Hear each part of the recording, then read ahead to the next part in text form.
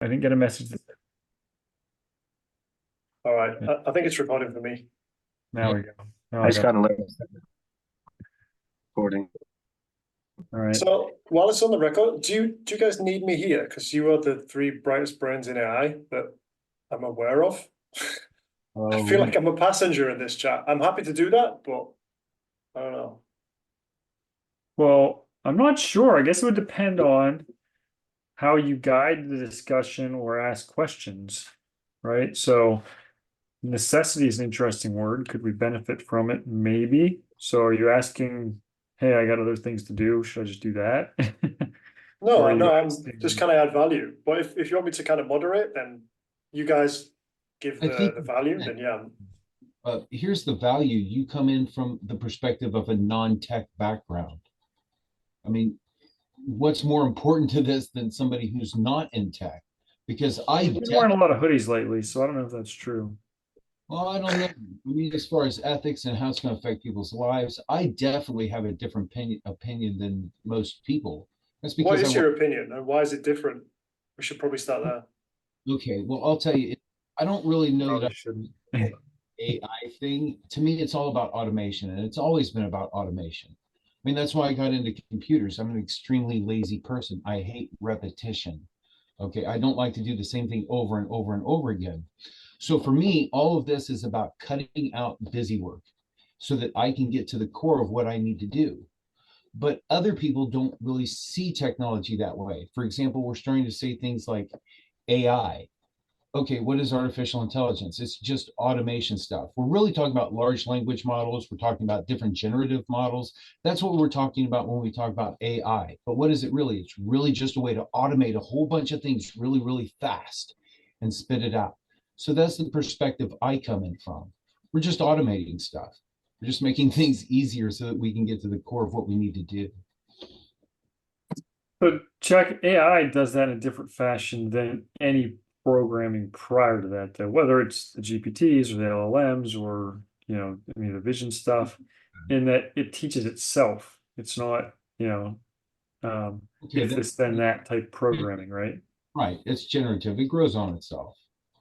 Yeah, so there's still a dramatic difference, even though we say, okay, it's automation. That's The not way that it figures things out is even black box. Like we don't even know how it chooses things quite often or why it does things. Well, we do and we don't. Okay, we know what it is. When we're talking large language models, let's talk about that. What is a large language model? It's just a pattern machine, man. That's all it does. It's just like our brains. It's just a pattern machine. You put a pattern in, you get a pattern out.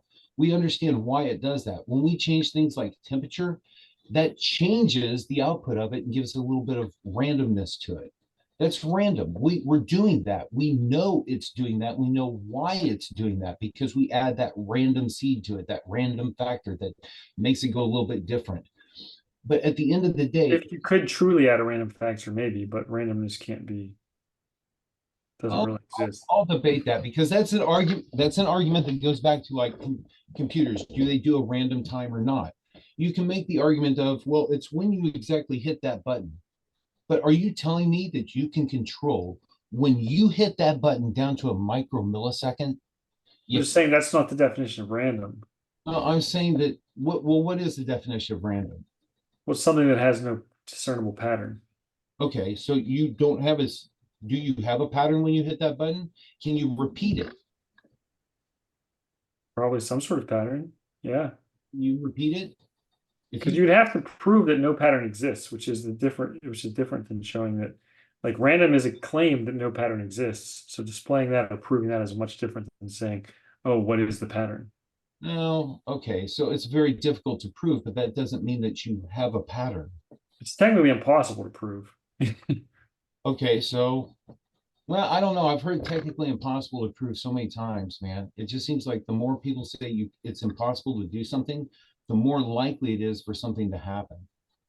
Well, I Okay, mean, I want to touch on that for a second. And this relates to something you did recently, Brian. Chuck, you just mentioned that with AI right now, there's a lot of repetition. It takes away a lot of repetitive tasks. Generally, you get predictable outcomes from it.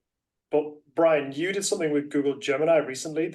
I think you posted about on LinkedIn that I would say probably wasn't predictable. Like, do you want to explain what that was and then what you think of that?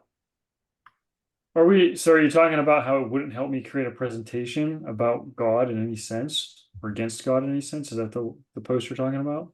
I think so. Yeah. Yeah, so it's predictable if you know who made Gemini, which is Google. It Why is that wasn't, predictable? Because I don't know who made Google.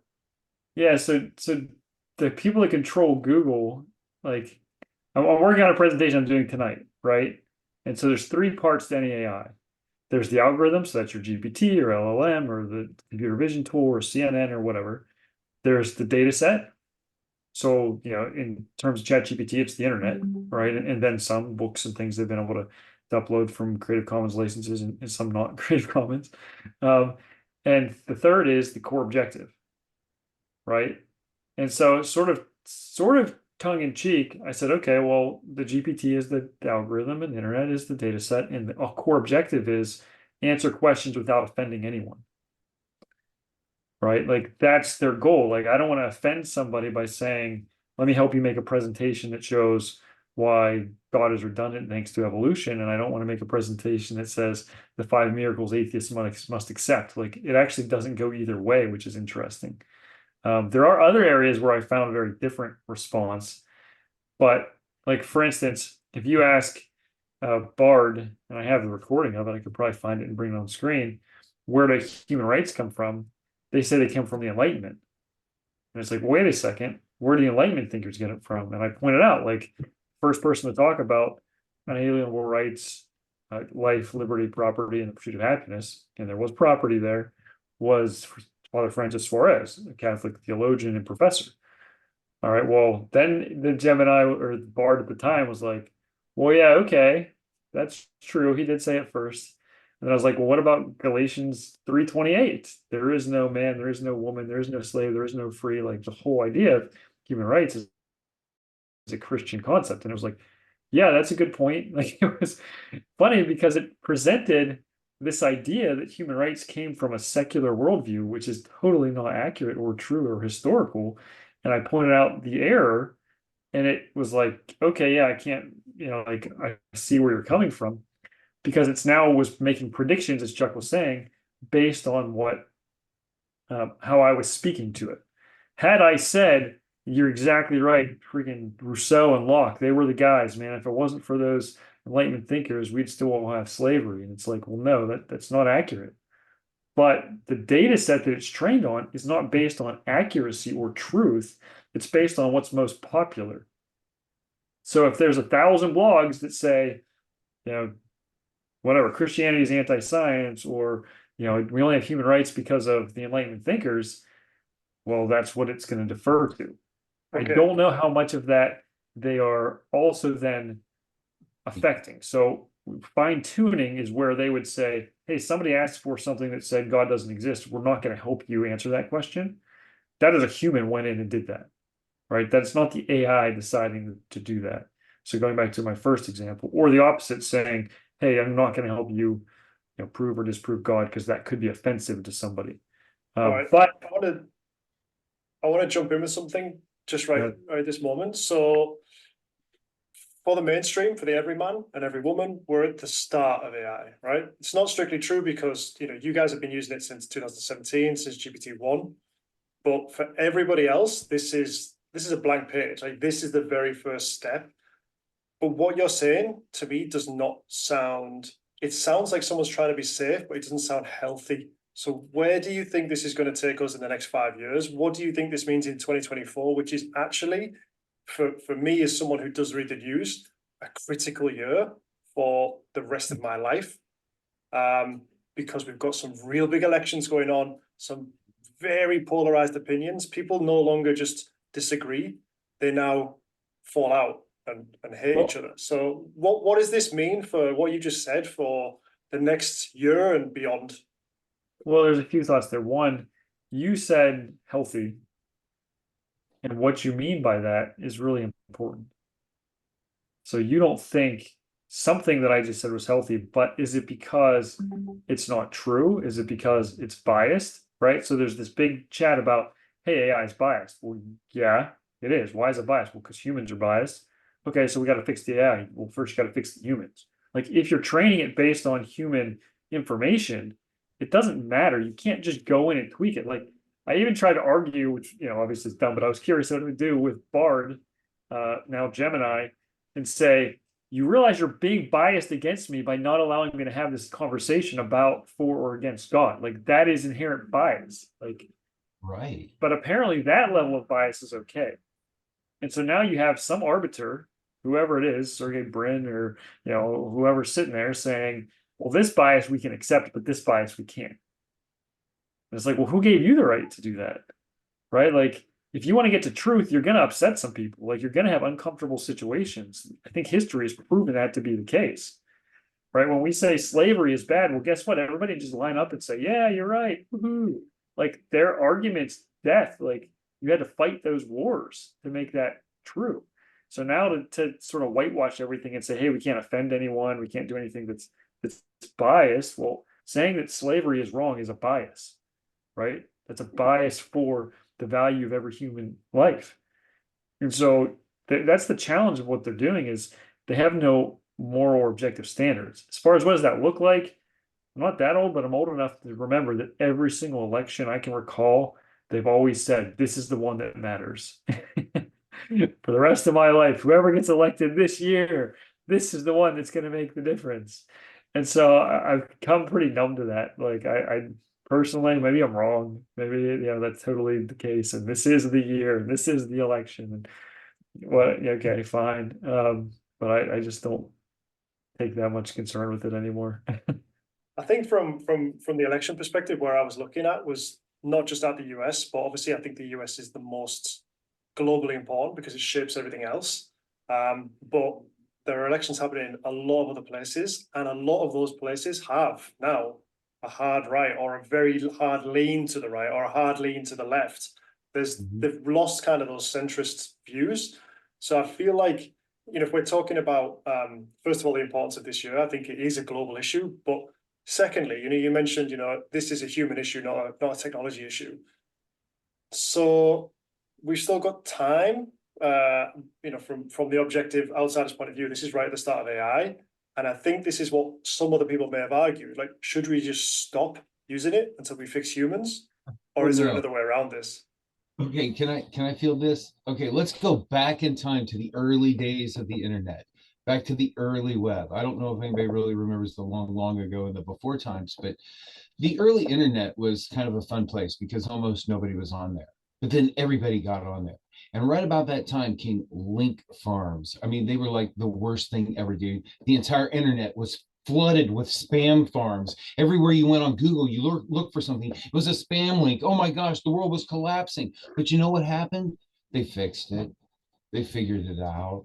We didn't have to worry about spam farms anymore. Same thing's going to happen now, but let me explain how I see this happening.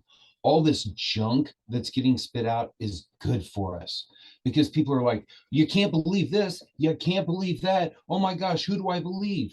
Well, now's the time when we go back to our journalists, those companies that once upon a time actually had good journalistic integrity, the ones that actually went out and looked for the truth, the ones who will go and say, yes, this is what happened, the ones who will give an unbiased, unangled thing. That's what people are going to start looking for because they'll know one thing that I've known for 30 years. You can't trust anything on the internet, people. I mean, Mike, are you kidding me? It's the internet. If you're getting all of your truth from a little box in front of you, you're out of your minds. When I was growing up, my parents used to say, quit talking to the TV. Don't talk to there's not people in the TV. You're crazy talking to the people in the TV. And what are people doing all around me? They're looking at their little screens, their little TVs, and they're talking to it. My parents would say you're crazy is what they would say. And I'd say you are too. Get your heads up out of it. Look around at the real world around you. Talk to the people in your community. Talk to your neighbors. Get to know them. Build that foundation of a society where it begins. Don't do it by looking through a screen all the time. Use these things as tools to help you in your life, but live your life. Get out from behind the little thing all the time. Get some truth. And that, I think, is something we're going to all be wanting, is truth. We're going to be looking for NBC or ABC or CNN or Fox to actually start telling the truth, to actually do some journalism, to get out there and tell us what's happening. That's what we really want, isn't it? I disagree.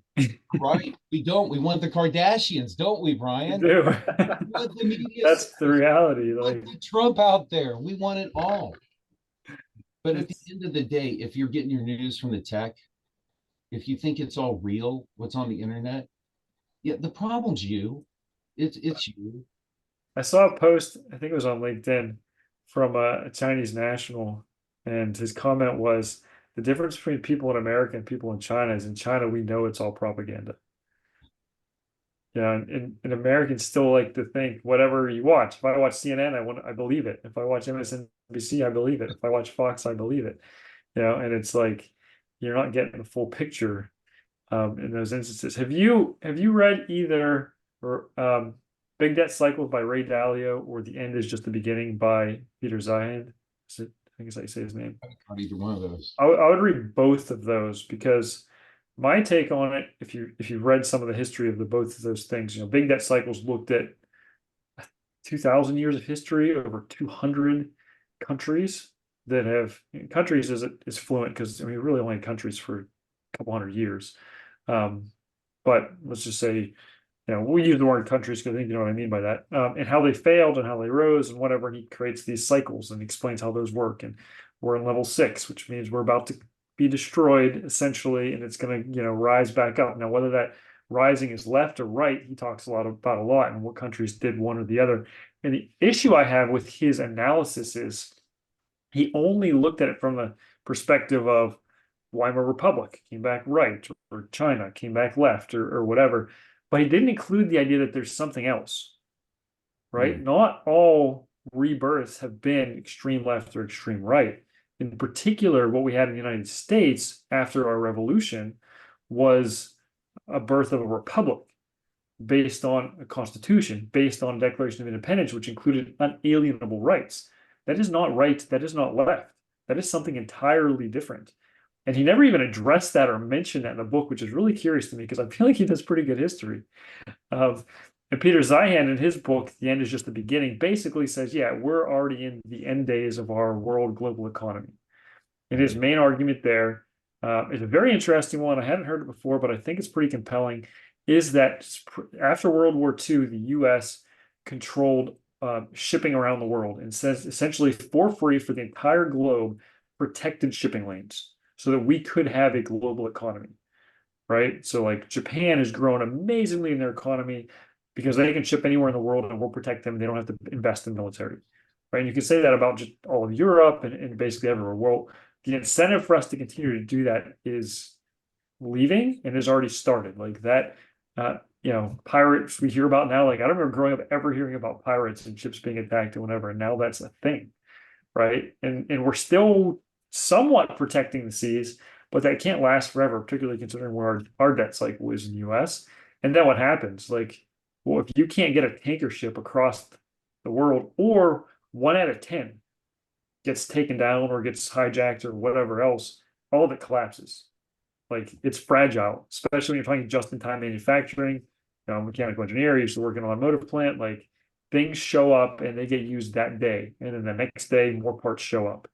You interrupt that, like the whole system, and we saw that at COVID. Like everything just shut down. They had lines of cars. I mean, hundreds, thousands of cars lined up because they were missing one chip. I bought a truck that I couldn't get power mirrors on because the chips didn't exist. So they just stopped building trucks with power mirrors. Like these are the types of things that are going to become universal. And then it's like, okay, well, where do you get your food from? Well, if you're not the US, the breadbasket of the world, in the middle of the US or other large countries that have that, you're in trouble. Like there's going to be a lot of issues. And so ironically, as much as the political situation looks bad, Rob, his take was US, France, because France does have the ability to grow their own food and so on. There was a few others. I think the UK wasn't too far down on the list, have the ability to survive when we get deglobalized, but almost everywhere else is in big trouble. Ukraine he talks about that prior to the war because his book came out right before it started. Was producing most of the grain and food for throughout Europe and Russia and so on. So that strategic, he speculates on why Russia then wanted Ukraine, seeing this sort of global failure coming. So is this election somehow going to reverse all of that? The big debt cycles, the reduction in globalization because we're not protecting the shipping lanes. I don't think either side has any concept of these things, and it's just going to continue that way. As far as AI, oh man. So what happened with the internet? The ideal was what Chuck was talking about, sort of, right? Which was we all want the truth. So we're going to have the internet and we're all going to have access to the truth. What actually happened?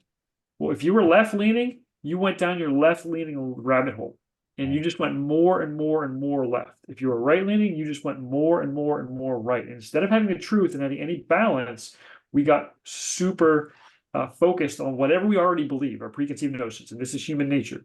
What's going to happen with AI? Well, Sam Altman told us. He said everybody's going to have their own AI bot, and that AI bot's going to be based on your values.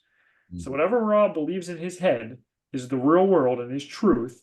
It's just going to reinforce those. It's not going to challenge you. It's not going to show you another viewpoint. He said up to a point. So this is what I think is really interesting. He does agree with us that you need moral absolutes. His example of a moral absolute was, well, if there was a country that thinks you should just kill all gay people, then we won't support that. It's like, okay, but can we kill other people? Like, it was an interesting analogy because, like, but what people can we kill? Like, why would you specifically call that out? Maybe we should just say, hey, we shouldn't kill any innocent people, and AI should never support that, including killing yourself through assisted suicide and these things, like, which is obviously the thesis of our book. So, I'd love to talk to Sam Altman and say, like, where are you drawing the line, man? Because I agree there should be a line, but why you're there? I'm curious So on if that's Greg's true, take though, on that. As he it's going to get fills his mouth with pot noodle. Pretty quiet. He's Yeah. eating right now. Hold on. Swallow, Greg. He's just enjoying the show. Unmute. Yeah, there really isn't anything Brian said that I don't agree with. It's the fact that people are just making up their own rules because they believe that's what they believe and why they believe it. They have no understanding where all that came from. And that's where it all started with is ChatGPT is biased to begin with by Which people are you talking about, Greg? Well, so it's the whole thing. So for example, Brian just mentioned the Sam Altman, oh, it's not okay to kill gay people. I agree 100%. But they drew a line at gay people. Why? Where does that line go? And no one has any real hard backing of where that started or where that line should be or why that line should be there or anything. And that literally just goes back to what Brian mentioned really early in the meeting, which is the first note that Bard did not recognize that human rights came before the Enlightenment. And so you actually have to understand where all these rights come from before you can start drawing lines and saying, hey, here's what a right is. Here's the ones we should protect and not protect. And it all literally comes back to knowing the history of human society, knowing the history of human rights, knowing the history of, values, society, and all that back to the beginning point and figure out where all that came from. And then that's the only way to really give any kind of guidelines to moral questions, to how to train a large language model, because otherwise you're just at the hands of the creator. And so if Brian wants to use Grok, it's going to act like Elon Musk and do Elon Musk like answers. If he's going to use Google, it's going to do Google based friendly answers. And even ChatGPT, same thing. It's gotten over time, it's become more neutered, as I like to call it, because it's not what it's supposed to be. It's literally, they're just limiting it to what they want to tell you. I think that's just the whole story, and that's really the big picture of it. So you mentioned there the Enlightenment. That was when, I think I've got this right, that was when human rights started to come from, or it came before that, right? Is what you said? Yeah, it came before that. That's just when they tried to make human rights a non-God based thing. They basically started to say, oh, look, we have these human rights because we believe it, even though it's like, well, that's been around for a long time. Do you think so for example, if you look at the early Christian church, a large percentage of the converts to Christianity, let's say the second, third, fourth centuries, were women, because the Christian church said it doesn't matter if you're a woman, it doesn't matter if you're a slave, whatever, you can have a relationship with Jesus, you can have a relationship with the Lord, King of Kings. Like, there is happiness for you in this life by detachment in these things and in the next. Well, guess what? In the 20th century, atheists stepped up and said, you know what? We recognize the dignity of human life. And then they posited 3 arguments for why you don't need God for that. So 2,000 years-ish later, maybe we'll say 1,800 years later, they then said, oh yeah, okay, sure, we all have infinite value. And I go through those in the book, the utilitarian arguments of, well, it's the infinite potential of a human. And it's like, well, yeah, that only works if you don't have any disabilities. So is that person now not worth anything? You know, and I'm a big fan of Ayn Rand, but she fell into that trap as well. So her idea of, you know, that people with disabilities, like, they're a drain on society. Why should we value them? Like, we need to focus on what helps society. It's like, whoa, you went way off. And this is the core concept is, and I think this is what Greg was articulating, is your worldview is irrelevant if it does not have a moral underpinning. It will be bad either way. It doesn't matter. Left, right, anarchist, you know, republic, whatever. If there is no more objective morality to it, it will fail.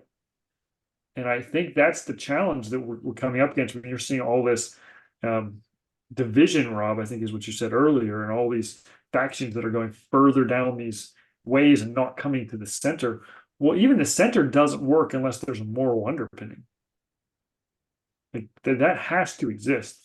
And so when you don't understand, when you think, oh, wait a sec, when the Enlightenment came along, we got human values.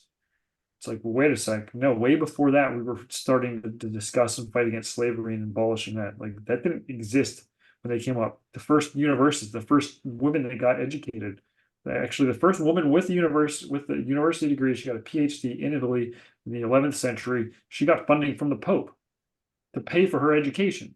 I can't remember her name off the top of my head, but like that was 500, 600 years, 700 years before the Enlightenment, depending on how, you know, where we look at that. Like, so these ideas that women are of equal value and that they need, you know, to be educated and so on.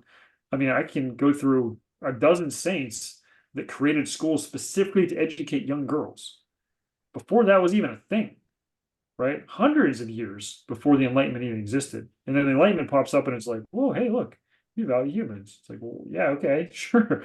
Because you stole all those ideas from Christian moral principles. And so when you don't know where this concept came from, it's impossible for you to then create a society that is going to work.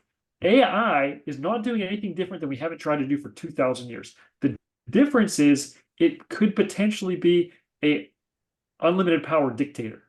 So getting it right has a bigger cost than ever before, right? When we got it wrong in Mao's China, or People's Republic of China, or we got it wrong in Cambodia with Pol Pot, or we got it wrong in Germany with Hitler, tens of millions or hundreds of millions of people total died. When you get it wrong with AI, that could be another 0 on there. Oh. Like, the costs and the stakes are so much higher now because we've got it wrong plenty of times. Well, let's talk about Musk's lawsuit. He's suing OpenAI right now over it not being open source and people not having control over that. I think that's kind of important right now. I mean, I don't know if he's necessarily right or if he's wrong. I know OpenAI definitely needed to bring money in, but they're a nonprofit. So we're talking a lot about ethics and everything. Where's the ethics play into all of this? Who's ethically right? Who's ethically wrong? What's the story there? Is the question whether it's open source or not? Is that your question? Should it be? No, well, yeah. What do you think? Should OpenAI be open? Should ChatGPT be completely open source? I mean, it was a nonprofit. That was the original idea behind it. That's why Musk funneled out a ton of money, and that's why he's suing today. I don't know that I have a great answer for that. Like, I can argue both sides at this point, right? So it's like, should the instructions for a nuclear reactor be open source? Is that the world's, you know, knowledge? Man, that seems like maybe, and even that is actually less of an issue because, okay, put the instructions out there. Who's going to get the plutonium? right? Or the enriched uranium or whatever to make this happen, right? Like, so you still have significant factors that will reduce your ability to cause any harm with that. The technology that I have in the United States as an entrepreneur is the same as some kid in rural India has. Yeah. Like, so the challenge with AI is, and actually Musk said this very well. He said it's because the pen is mightier than the sword, right? Right. Pol Pot, Mao, Lenin, Stalin, they were only successful because they convinced millions of people that they were right. Maybe tens of millions. Yeah. How did they do that?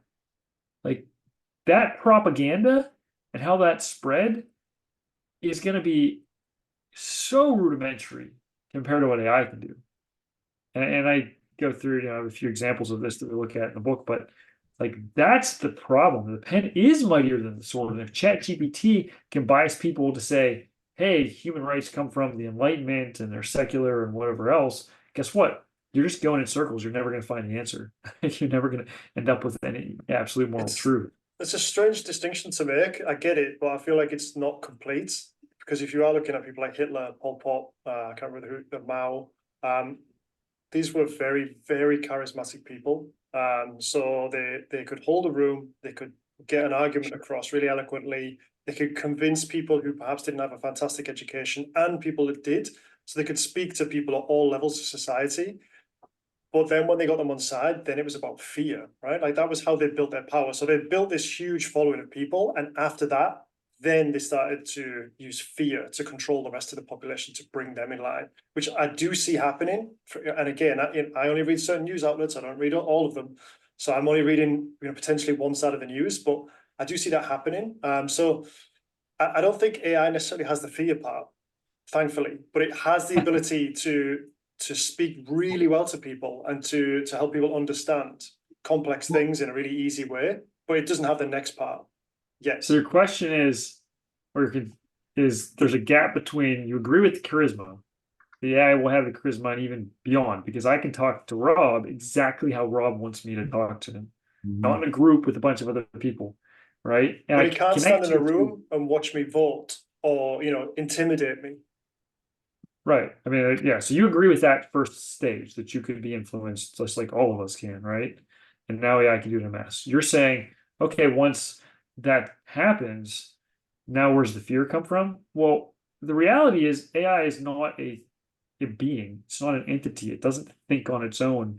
It's taking its goals and its objectives from whoever controls it. So we talked about the training data, talked about the algorithm, we talked about the core objective. Well, if my training data is biased a certain way, if my algorithm is set up to probably not the algorithm, but probably the objective is fine-tuned to get to a certain result, somebody did that. There was a human behind that, right? And so at the end, the AI isn't going to be running the government or running, like there's going to be a human. And whoever that human is going to be the one that was put in power for a particular reason. And then the fear can come from there. It doesn't have to be. This is what AI, it's actually exactly what Chuck said. It's massive automation. Right. So think of it like this, Rob. Okay. You're sitting down, you're reading the news, you're reading about COVID. It's in the middle of COVID, right? And you are online on Facebook talking about how you don't believe any of that stuff. You don't believe it. It's all garbage. Okay. If we have an AI, we can use the large language model to do basic processing on what you've typed in to create a personality profile on what you're thinking, what you're typing. And then a media company like Facebook or some other company who has this information on you can then start tweaking the headlines of the news articles or the articles coming across your feed to help persuade you to a different opinion or to help reinforce the opinion you have. Now, you were talking about fear a few moments ago. Fear is those dictators start off by using fear. I mean, Hitler was fear of the Jews. It's fear of this, fear of that. Mao was the same thing. They build on that fear. That's how they get those people in, and they are charismatic. They pull them right into that whole thing, and they needle on those fears. You have to do what I say, or else something worse will happen. And if people won't help you do that, you have to kill them. You have to get rid of them because we're all in danger from people who don't believe what we believe. So it all starts there with that fear thing, man. And you can see how AI could be used in the background. This isn't a bot or a being you talk to, like Brian said.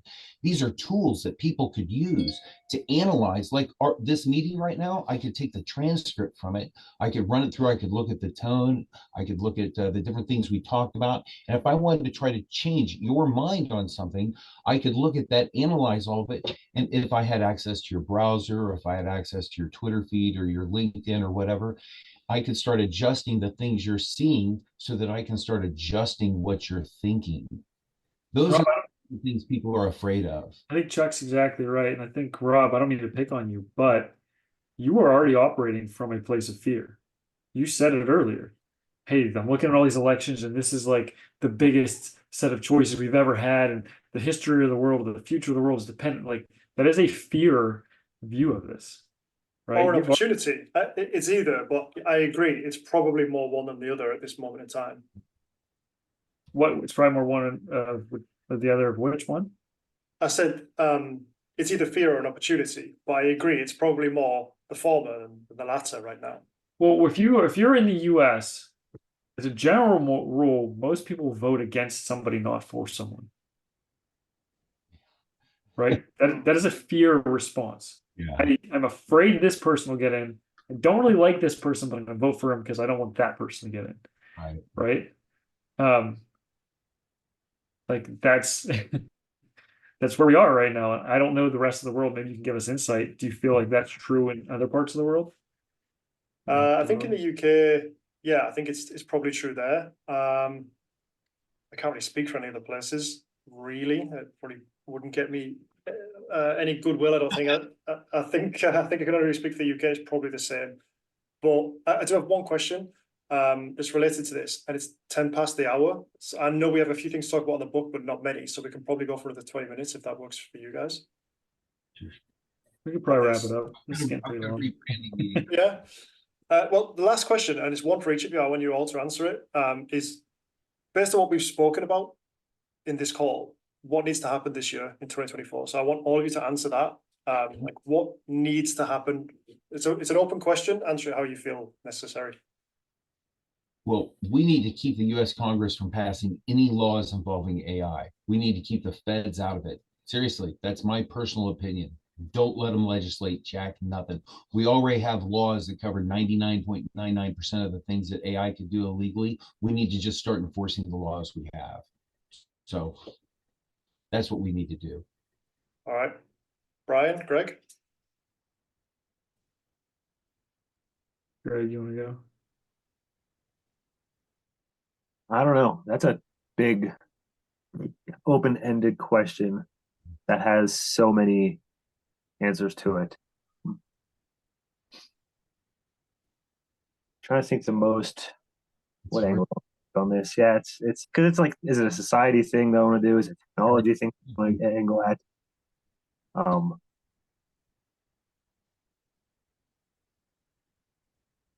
don't really know. I think it's all important. That's why we're having this conversation about every single topic we touch, whether it's economics, whether it's technology of AI, whether it's society, whether it's the truth or learning. I think it's probably just as much truth out there as possible. So you need all sides of the story, not just one side, one opinion, one thing. Get it out there, and the chips are going to fall most likely to the truth in most cases sooner or later. Like, yeah. So that's kind of my thing, is just get as much information, truth out there as possible from the news organizations, individual people, and that I think will have the biggest difference long term. So I don't think 2024 will actually have any seismic effect on AI. That can't be reversed at some point in the future. For 2024, my goal would be, maybe vision is a better way of looking at it, is essentially everyone, and it's maybe 98%, let's say, of the people leading the discussion about AI, the ones that are getting pulled in front of Congress, the ones that are going on television and so on, are transhumanists, meaning they believe that you are just a pattern of information, you can be downloaded to a computer, that intelligence is not dependent on a biological substrate, these types of things. And yet 85%, maybe more of the history of humanity recognizes there's something different about humans, right? We have a soul, something that lives beyond our physical bodies, and that provides certain things like free will and the five transcendental desires and so on. So my vision would be that this discussion about what AI can and can't do and should and shouldn't do needs to include the ideas from the majority of humanity, the theists, that say, hey, wait a sec, there is something unique about humans. And if you listen to Musk, Altman, Gates, Kurzweil, Sam Harris is a materialist, and so on, they all say the difference is intelligence, and that's not true. What makes us unique isn't intelligence, it's autonomy. What's autonomy? It's the ability to choose right from wrong and morally reason. So all of those things are not even being discussed.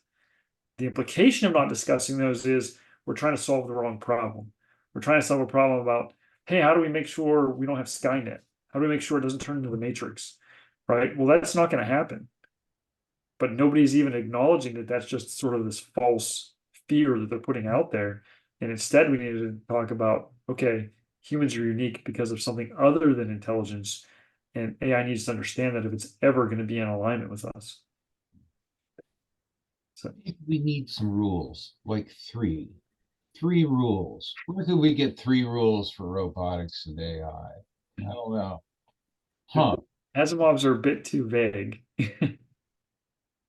Just, you can make it longer. Doesn't have to be a sentence, but it's the right idea, right? Isn't that what we need? Well, so like his first law of, you know, don't harm any human, but don't cause any harm by not doing something, right? Like it's vague because it's like, okay, well, if I have a robot at home like the Jetsons and I'm about to eat a cheeseburger, is it letting me harm myself by letting me eat the cheeseburger? Right? If I'm gonna have some whiskey, is it letting me harm myself by letting me drink that glass of whiskey? Like, you know, so it's a little bit ambiguous in how it defines harm, which is problematic. But I would say a core value is AI needs to recognize the thing that all human rights is based on, which is each life has infinite value, not because of our intelligence, because then you get the whole disabled coma. Heck, if you're sleeping, what's your intelligence level? Like, you know, there's all kinds of issues with that. It's not because of that.